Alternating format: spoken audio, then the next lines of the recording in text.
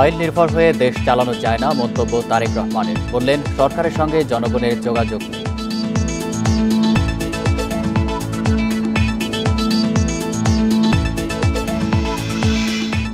ইশরাক বিষয়ে ইসিকে সিদ্ধান্ত নেওয়ার নির্দেশ আপিল বিভাগের। নগর ভবনে আজও সমর্থকদের বিক্ষোভ।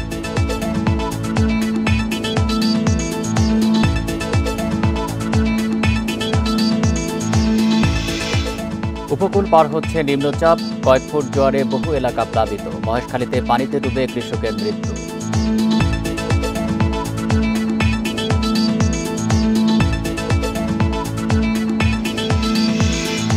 চক্ষু বিজ্ঞানে ভুতুরে অবস্থা, আজও আসেননি ডাক্তার নার্স। জুলাইয়ে আহত ৬৫ জন ছাড়া হাসপাতাল ছেড়েছে সব রোগী। অন্তর্বর্তী সরকারের সাথে জনগণের সরাসরি যোগাযোগ নেই বলে মন্তব্য করেছেন বিএনপির ভারপ্রাপ্ত চেয়ারম্যান তারেক রহমান। তিনি বলেন, এই যোগাযোগ ছাড়া ফাইল নির্ভর হয়ে সকল সমস্যার সমাধান সম্ভব নয় বলেও মন্তব্য করেন তিনি। সাবেক রাষ্ট্রপতি জিয়াউর রহমানের ৪৪তম শাহাদত বার্ষিকী উপলক্ষে রাজধানীর ইঞ্জিনিয়ারিং ইনস্টিটিউট মিলনায়তনে আলোচনা সভায় লন্ডন থেকে ভার্চুয়ালি যুক্ত হয়ে এসব মন্তব্য করেন তিনি।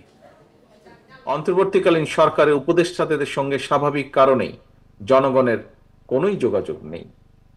বিভিন্ন শ্রেণী পেশার মানুষের সমস্যা, সম্ভাবনা কিংবা দুঃখ দুর্দশা সম্পর্কে অনেক উপদেষ্টাই ওয়াকেফাল নন। তারা অফিসে বসে ফাইলপত্র দেখে জনগণের সমস্যা চিহ্নিত করে সমাধানের চেষ্টা হয়তো কেউ কেউ করছেন।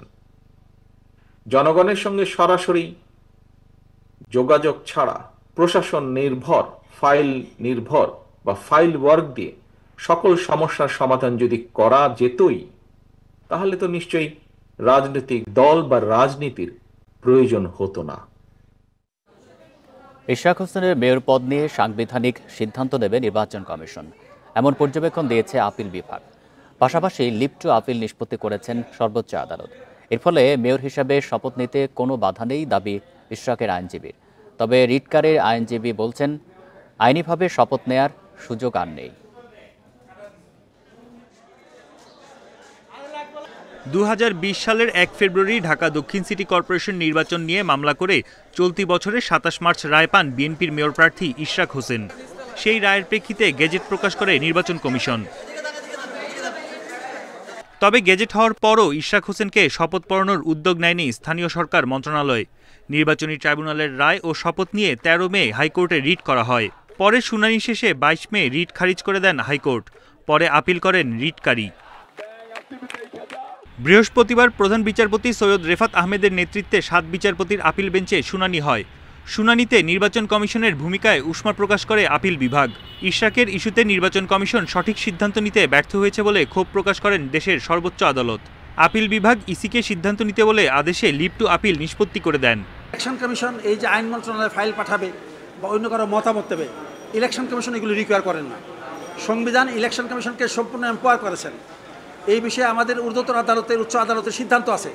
ইলেকশন কমিশন স্থানীয় সরকার নির্বাচন সহ যত নির্বাচন আছে, নির্বাচন পরিচালনার বিষয়ে সম্পূর্ণ স্বাধীন। সে সংবিধান দ্বারা পরিচালিত হবে। আদালতের এই আদেশের পর শপথ না পড়ানো হবে আদালত অবমাননা। সরকার শপথ পড়াতে বাধ্য বলেও দাবি করেন ইশরাকের আইনজীবী।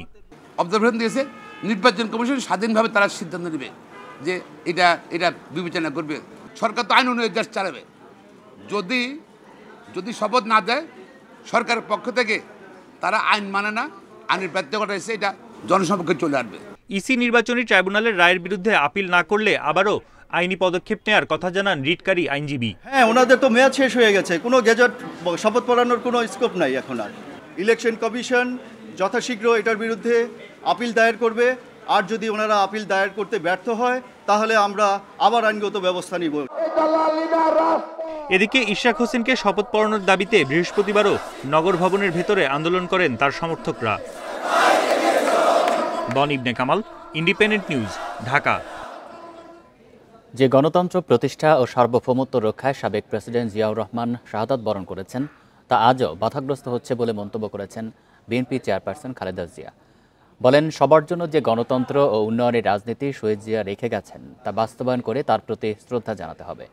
সন্ধ্যায় সাবেক রাষ্ট্রপতি জিয়াউর রহমানের ৪৪তম শাহাদত বার্ষিকী উপলক্ষে ইঞ্জিনিয়ারিং ইনস্টিটিউট মিলনায়তনে আলোচনা সভায় ভিডিও বার্তায় এই মন্তব্য করেন খালেদা জিয়া। যে গণতন্ত্র প্রতিষ্ঠা আর সার্বভৌমত্ব রক্ষার লড়াইয়ে তিনি শাহাদাত বরণ করেছেন, সেই গণতন্ত্র নিরবচ্ছিন্ন যাত্রা আজও বাধাগ্রস্ত হচ্ছে প্রতি পদে পদে। আগামী 5 বছর বাংলাদেশ থেকে 1 লাখ কর্মী নেবে জাপান। এ বিষয়ে টোকিওতে সমঝোতা স্মারক সই হয়েছে। প্রধান উপদেষ্টা প্রেস সচিব শফিকুল আলম ফেসবুকে এক পোস্টে এই তথ্য জানিয়েছেন। এতে আরও বলা হয়, বাংলাদেশিদের জন্য ঢাকায় প্রশিক্ষণ কেন্দ্র স্থাপন করবে জাপান। সে ব্যাপারে আরেকটি সমঝোতা স্মারক সই হয়েছে।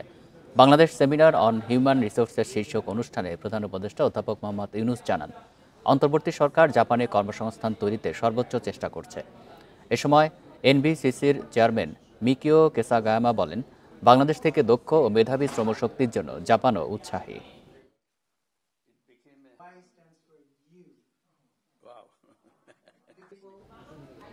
বঙ্গোপসাগরের গভীর নিম্নচাপটি উপকূল অতিক্রম করছে। ধীরে ধীরে দুর্বল হচ্ছে সেটি। তবে এর প্রভাবে এখনও উপকূলসহ বিভিন্ন এলাকায় বৃষ্টি ও ঝোড়ো বাতাস বইছে।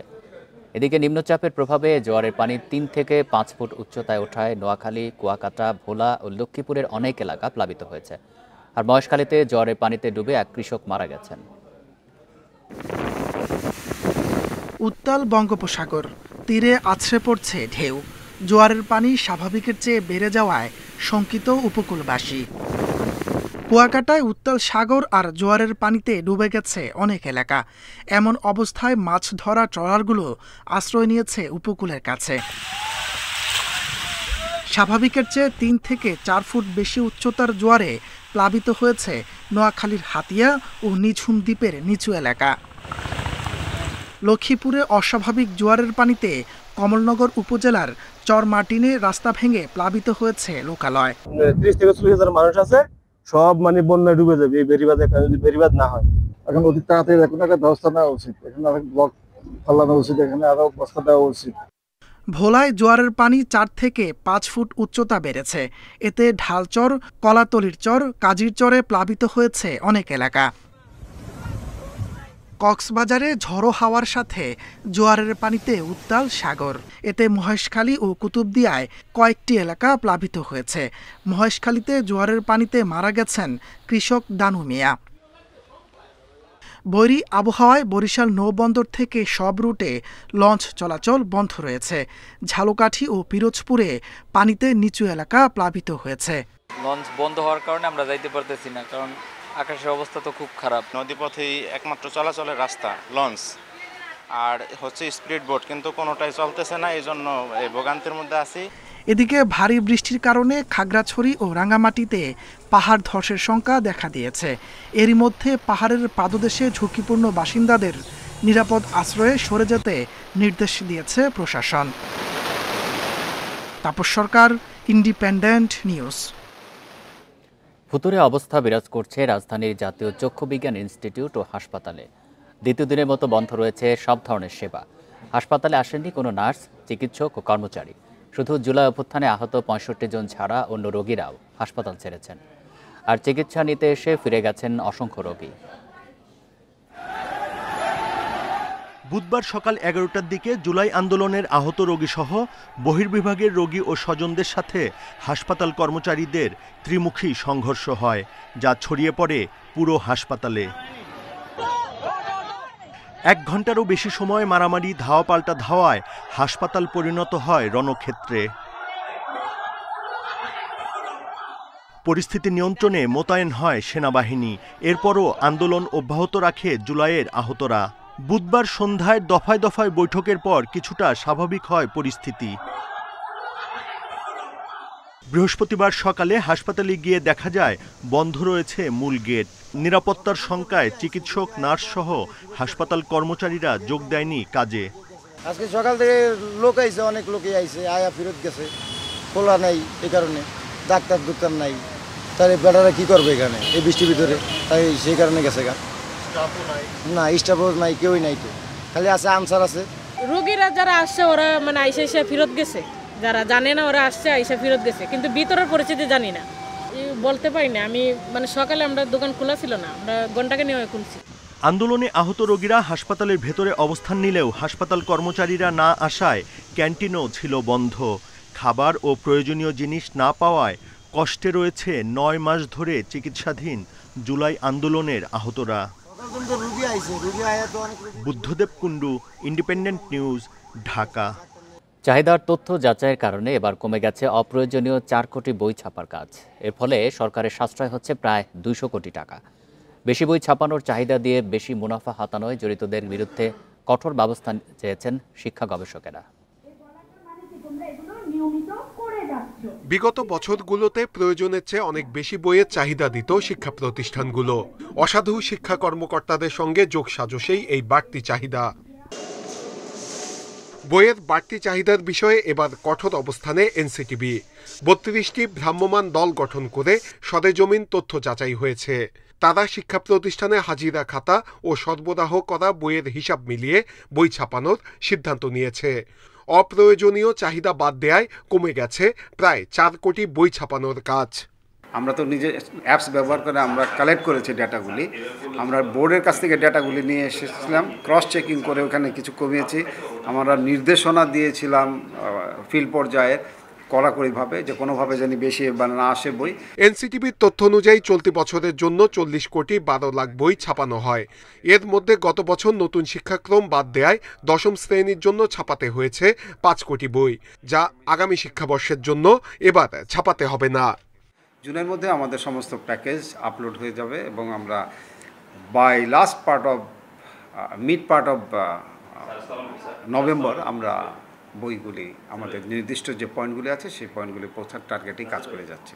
শিক্ষা গবেষকরা বলছেন, বিগত বছরে অতিরিক্ত চাহিদা দেওয়ার সাথে জড়িতদের চিহ্নিত করে কঠোর ব্যবস্থা নিতে হবে, কেননা তাদের কারণে কোটি কোটি টাকার অপচয় হয়েছে। সাধারণত এরকম বেশি চাহিদা দিয়ে পেজ মালিক, তারপরে মাঠ পর্যায়ের কর্মকর্তা, তারপরে অন্যান্যরা মিলে এই টাকার এই নাম্বারটা কিন্তু একজ্যাক্ট নাম্বার না। এরা এই যে বাড়তি টাকাটা যে থাকে এরা কিন্তু এটা এক ধরনের ভাগ বাটোয়ারা করে না।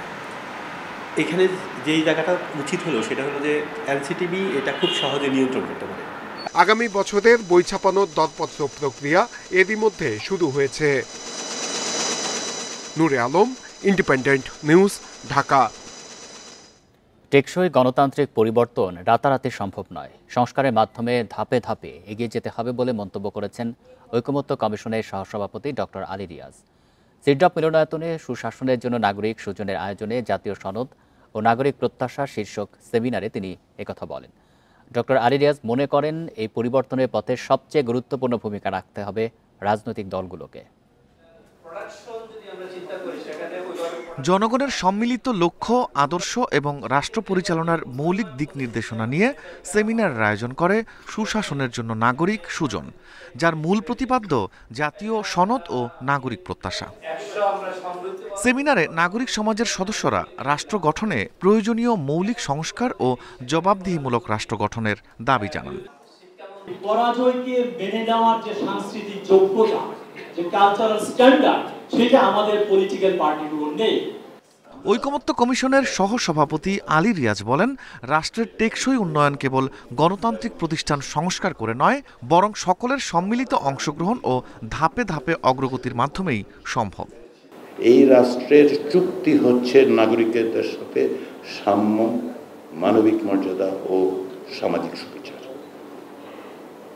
সেই জায়গায় আমাদেরকে যেতে হবে, একদিনে যাওয়া যাবে না।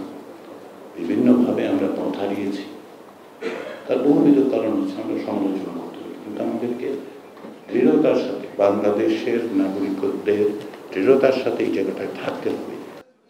গণতন্ত্রের জন্য রাজনৈতিক দলগুলোকে জবাবদিহিমূলক চেতনা ধারণ করার পাশাপাশি রাষ্ট্রীয় আমলাতন্ত্রেও সংস্কার প্রয়োজন বলে মনে করেন টিআইবির নির্বাহী পরিচালক ডক্টর ইফতেখারুজ্জামান।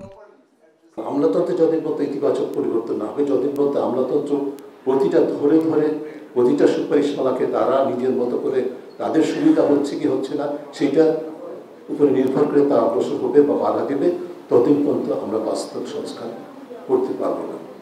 সরকার প্রশাসনিক সিদ্ধান্তের মাধ্যমে প্রয়োজনীয় সংস্কার করে নির্বাচন দিতে প্রস্তুত, তবে এই প্রক্রিয়ায় রাজনৈতিক দলগুলোর সহযোগিতা ও দায়িত্বশীলতার কথা উঠে আসে বক্তাদের কণ্ঠে।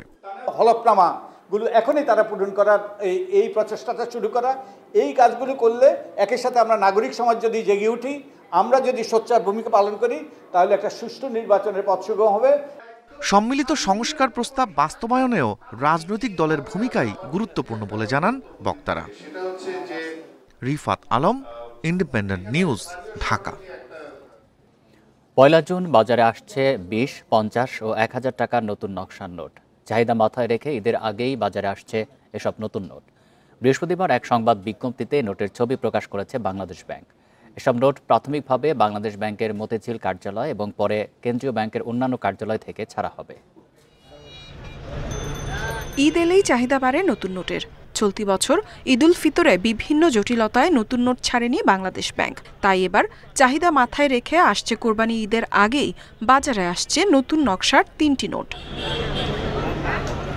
Governor doctor Ahsan H Mansur স্বাক্ষরিত নতুন নকশা ও সিরিজের 1000, 50 ও 20 টাকা মূল্যমানের ব্যাংক নোট আগামী 1 জুন থেকে বাজারে ছাড়া হবে। 20 টাকার নোটে 5 ধরনের, 50 টাকায় 8 ধরনের এবং 1000 টাকার নোটে 13 ধরনের নিরাপত্তা বৈশিষ্ট্য রয়েছে। সরকার একই সময়ে সকল প্রকার নোট 2 টাকা থেকে 1000 টাকা পর্যন্ত 9 প্রকারের নোটই নতুন ডিজাইনের ছাড়ার উদ্যোগ নিয়েছে। এটা অবশ্যই একটা চ্যালেঞ্জিং জব। সিকিউরিটির ব্যাপারে তো তারা কোনো ছাড় দিবে না। হ্যাঁ, মানে সিকিউরিটি অবশ্যই পর্যাপ্ত সিকিউরিটি থাকবে, পূর্বে যা যা ছিল তাই থাকবে। নতুন 1000 টাকার নোটে সামনে রয়েছে জাতীয় স্মৃতিসৌধ এবং পেছনে জাতীয় সংসদ ভবনের চিত্র। 50 টাকার নোটে থাকছে আহসান মঞ্জিল এবং অপর পাশে জয়নুল আবেদিনের বিখ্যাত শিল্পকর্ম সংগ্রামের ছবি। 20 টাকার নোটের একপাশে কান্তজিউ মন্দির এবং অন্য পাশে নওগাঁর পাহাড়পুর বৌদ্ধ বিহারের ছবি থাকছে। নোটগুলো প্রাথমিকভাবে বাংলাদেশ ব্যাংকের মতিঝিল অফিস থেকে ও পরে বাংলাদেশ ব্যাংকের অন্যান্য অফিস থেকে ইস্যু করা হবে। নতুন নোটের পাশাপাশি বর্তমানে প্রচলিত সব কাগুজে নোট এবং ধাতব মুদ্রাও চালু থাকবে। ইফাতারা, ইন্ডিপেন্ডেন্ট নিউজ। 1988 সাল থেকে শান্তিরক্ষা মিশনে কাজ করছে বাংলাদেশ এবং বর্তমানে 9টি দেশে 5818 জন বাংলাদেশি শান্তিরক্ষী হিসেবে কাজ করছেন, জানালেন সেনাপ্রধান জেনারেল ওয়াকারুজ্জামান। মুক্তিযুদ্ধের চেতনায় উজ্জীবিত হয়ে বিশ্ব শান্তি রক্ষায় বাংলাদেশ সবসময় জাতিসংঘের পাশে থাকবে বলেও জানান তিনি। এদিকে অর্থ উপদেষ্টা ডক্টর সালেউদ্দিন আহমেদ বলেন, সশস্ত্র বাহিনীকে আরও দক্ষ করে তুলতে কাজ করছে সরকার। জাতিসংঘের ডাকে সাড়া দিয়ে বিশ্ব শান্তি প্রতিষ্ঠায় 37 বছর ধরে অগ্রণী ভূমিকা পালন করছে বাংলাদেশ। জাতিসংঘ শান্তিরক্ষী দিবস উপলক্ষে বৃহস্পতিবার রাজধানীতে এক অনুষ্ঠানে সেনাপ্রধান জেনারেল ওয়াকারুজ্জামান বলেন, শান্তি মিশনে বাংলাদেশিদের আত্মত্যাগ ও অবদান সবসময় শ্রদ্ধার সঙ্গে স্মরণ করে জাতি। আমাদের শান্তিরক্ষীগণ নিজের জীবনের ঝুঁকি নিয়ে উন্নত প্রশিক্ষণ, নৈতিক মূল্যবোধ, দক্ষতা এবং নিরপেক্ষতার প্রমাণ রেখে সকল চ্যালেঞ্জ মোকাবেলায় সর্বদা প্রস্তুত। I'd like to inform you that Bangladesh reiterates our solid commitment to global peace by persistently responding to the call of the United Nations. শান্তিরক্ষা মিশনে অংশগ্রহণকারীদের প্রশংসা করে অর্থ উপদেষ্টা ডক্টর সালেহ উদ্দিন আহমেদ জানান, জাতিসংঘের এই কার্যক্রমে সহযোগিতা অব্যাহত রাখবে বাংলাদেশ। পৃথিবীর সব দেশে শান্তি রক্ষার জন্য আমরা বদ্ধপরিকর, সেটি সবচেয়ে বড়। মানে এটা অনেকটা নিজে হেডোনিস্টিক না, নিজেই ভোগ করলাম, নিজেই আনন্দ করলাম, এখানে না। আমাদের একটা যেটা আমরা বলি অ্যালট্রুইস্টিক মোটিভ, পরার্থপরতা, মানুষের জন্য ইচ্ছা করা। শান্তিরক্ষা মিশনে আহত 2 সদস্যকে সম্মাননা প্রদান করা হয় অনুষ্ঠানে। এ সময় বিভিন্ন দেশের শান্তি রক্ষায় নিয়োজিত সদস্যদের সঙ্গে ভার্চুয়াল মাধ্যমে কথা বলেন উপদেষ্টা। জাতিসংঘ শান্তি মিশনের শহীদ 168 জন সদস্যকে শ্রদ্ধার সঙ্গে স্মরণ করেন অতিথিরা। অকুতভয় এই বীর সৈনিকদের নিয়ে লেখা বইয়ের স্টলও ঘুরে দেখেন তারা। Tanvir Ahmed, independent News, Dhaka. আজও সিলেট দিনাজপুর সীমান্ত দিয়ে 34 জনকে পুশিন করেছে বিএসএফ। সিলেটের বিয়ানীবাজার সীমান্ত দিয়ে 21 জনকে পুশিন করে বিএসএফ। ভোর 5টার দিকে উপজেলা নোয়াগ্রাম সীমান্ত থেকে তাদের আটক করে বিজিবি। এদের মধ্যে 8 জন শিশু, 8 জন নারী ও 5 জন পুরুষ রয়েছে। জিজ্ঞাসাবাদ শেষে তাদের পুলিশের কাছে হস্তান্তর করা হয়েছে। এদিকে বুধবার রাতে দিনাজপুরের বিরল সীমান্ত দিয়ে 13 জনকে পুশিন করে বিএসএফ। তাদের মধ্যে 11 জন নারী ও 2 জন পুরুষ। এনায়েতপুর ক্যাম্পের কোম্পানি কমান্ডার বিষয়টি নিশ্চিত করে জানান, আটকদের তথ্য যাচাই বাছাই চলছে।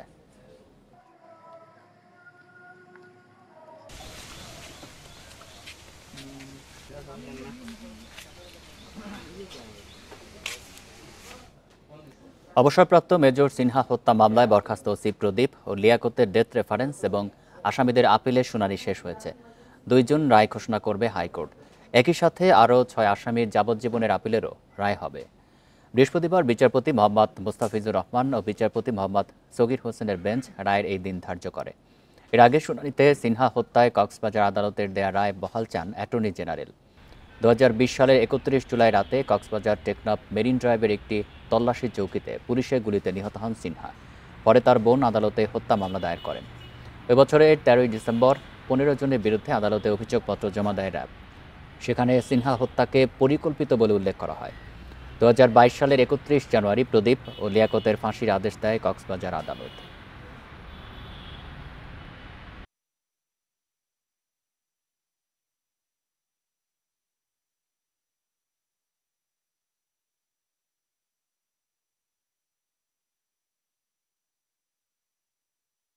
মেজর সিনহা জীবন দিয়ে আরো অনেকের জীবন রক্ষা করে গেছেন এই সমস্ত খুনিদের হাত থেকে। আমাদের প্রত্যাশা নিম্ন আদালতের রায় বহাল থাকবে, এটা আমরা প্রত্যাশা করি এবং সেই মর্মে আমরা সাবমিশন রেখেছি। জ্বালানি নিরাপত্তা নিশ্চিতে সরকার নবায়নযোগ্য শক্তির ওপর জোর দিচ্ছে, জানিয়েছেন বাণিজ্য সচিব মাহবুবুর রহমান।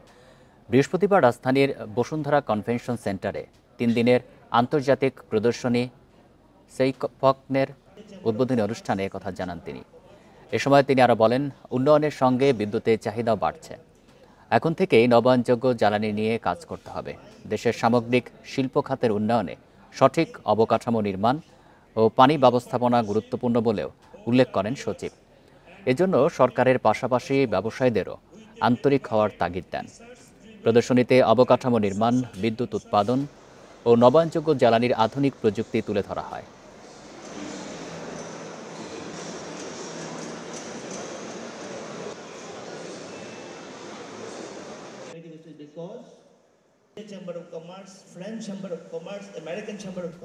এ ছিল সংবাদ সন্ধ্যায়।